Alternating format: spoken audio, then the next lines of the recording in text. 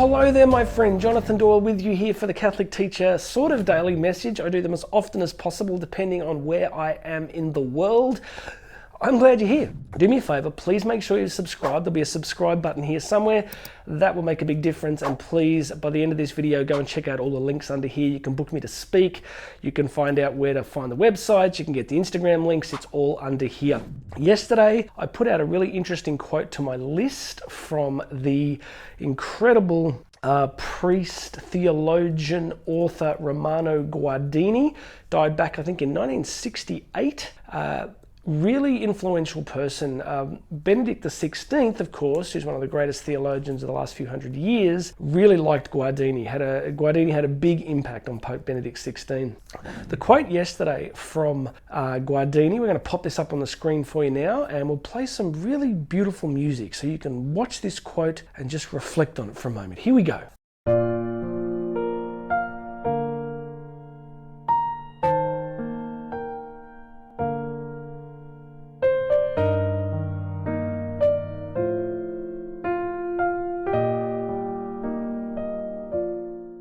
The essence of this quote from Guardini is really important for all of us. I have been thinking for a long time that the great trap for the Catholic Church, especially over the last decade or so, has been to become a fancy NGO, a non-government organization, to begin to look more and more like the United Nations by sort of addressing so many temporal issues.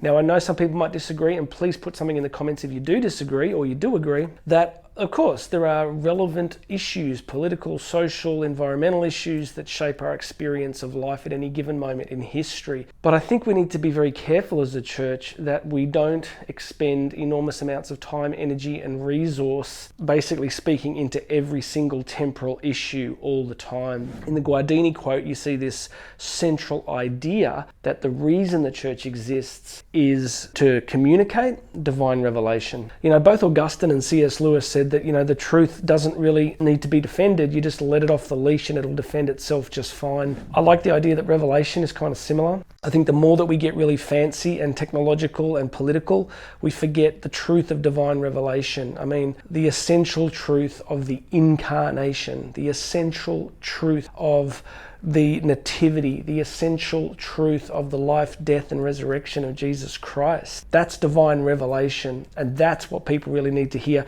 You see, what sets people free from sin, what keeps people out of hell for eternity, what opens the doors to heaven is a personal relationship with Jesus Christ mediated through his one holy Roman Catholic and Apostolic Church, right?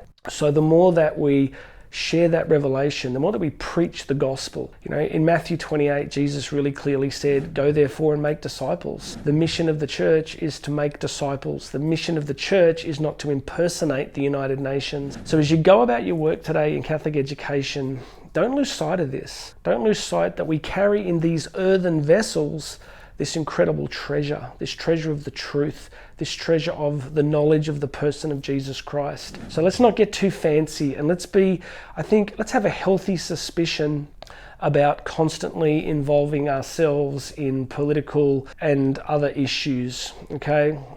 Yes, we want to work with the poor. Yes, we want to do the things that the gospel and the life of Jesus instructs us to do, but never at the cost of the communication of divine revelation, never at the cost of the essential charisma, the truth of the gospel, preaching to men, women and children everywhere that the Lord and Savior Jesus Christ is opening the door to relationship with the Father to them. That is why Catholic education exists. It does not exist for any other purpose than to participate in the mission of the church. And as Paul VI famously said in Evangelii Nunciandi, the Catholic Church does not have a mission, she is a mission.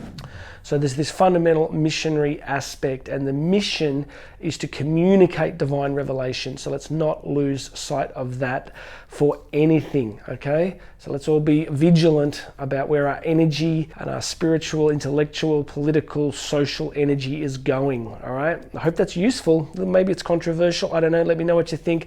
Please subscribe to the channel. Go under here and check out all the links. You can book me to speak anywhere in the world. There's a whole bunch of stuff on the website. My name's Jonathan Doyle. This has been the Catholic Teacher kind of daily message. You and I are going to speak again tomorrow.